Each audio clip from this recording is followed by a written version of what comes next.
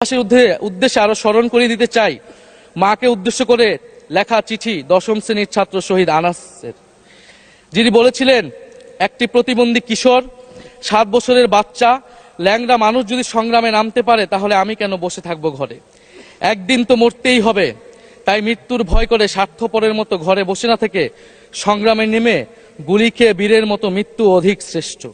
যে অন্যের জন্য নিজের জীবন বিলিয়ে দেয় সেই প্রকৃত মানুষ। আমি যদি বেঁচে না ফিরি তবে কষ্ট পেও না, গর্বিত হয়েও জীবনের প্রতিটি ভুলের জন্য ক্ষমা চাই। আনাস তার মাকে এই চিঠি লিখে রাস্তায় নেমে গিয়েছিলেন, শহীদ হয়েছিলেন মাননীয় স্পিকার, যাদের আত্মত্যাগের কারণে আজকে আমরা এখানে বসে কথা বলতে পারছি। মাননীয় স্পিকার, জুলাই গণঅভ্যুত্থানের সাথে জড়িয়ে আছে দেশনেত্রী বেগম খালেদা জিয়ার সংগ্রাম ও তার আত্মত্যাগ। ওনার সংগ্রাম অনুপ্রাণিত করেছিল বাংলাদেশের তরুণ সমাজকে আত্মত্যাগ করতে, আত্মহুতি দিতে গণ অভ্যুত্থানে। আমরা আজকে তাকে শ্রদ্ধার সাথে স্মরণ করছি।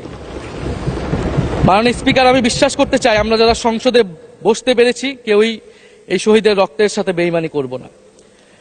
কারণ জুলাই গণ অভ্যুত্থান মানে শুধু জুলাই গণ অভ্যুত্থান নয়, এটি নতুন বাংলাদেশের আকাঙ্ক্ষা। গণভোটের রায় অনুযায়ী আমরা যেমন সংসদ সদস্য, একইভাবে সংবিধান সংস্কার কমিশনের সদস্য। আমাদের সরকারি দলের বন্ধুরা অবিলম্বে সংবিধান সংস্কার কমিশনের সদস্য হিসেবে শপথ নেবেন বলেই আমরা বিশ্বাস করি। আমরা একই সাথে গণতান্ত্রিক সংস্কারগুলো সাধন করতে চাই। 70% মানুষ গণভোটে তাদের রায় জানিয়ে দিয়েছে মাননীয় স্পিকার।